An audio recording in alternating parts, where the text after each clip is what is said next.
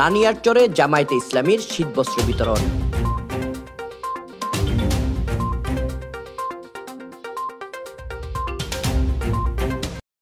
নানিয়ারচর উপজেলা জামায়াতে ইসলামীর উদ্যোগে শীতার্ত অসহায় দুস্থদের মাঝে শীতবস্ত্র বিতরণ ও আলোচনা সভা অনুষ্ঠিত হয়েছে।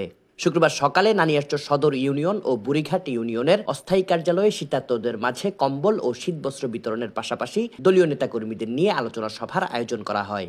অনুষ্ঠানে বাংলাদেশ জামায়াতে ইসলামী রাঙ্গামাটি জেলা শাখার কর্মপরিষদ সদস্য অ্যাডভোকেট মোহাম্মদ হারুনুর রশিদ, নানিয়ারচর উপজেলা জামায়াতের আমির মাওলানা মোহাম্মদ জুলফিকার আলী, নায়েবে আমির মাওলানা মোহাম্মদ ইসমাইল হোসেন সিরাজি, নানিয়ারচর ইউনিয়ন সভাপতি মোহাম্মদ জাকির হোসেন, সাধারণ সম্পাদক নুরুদ্দিন সহ দলীয় নেতাকর্মীরা উপস্থিত ছিলেন। আলোচনা সভায় বক্তারা জামায়াতে ইসলামীর এই উদ্যোগকে একটি মানবিক ও দায়িত্বশীল উদ্যোগ হিসেবে উল্লেখ করে শীতার্ত মানুষের সাহায্যে সমাজের বিত্তবানদের এগিয়ে আসার আহ্বান জানান। আলোচনা সভার পর শীতার্ত অসহায় দুস্থদের মাঝে কম্বল ও শীতবস্ত্র বিতরণ করা হয়। Desk report, CST TV।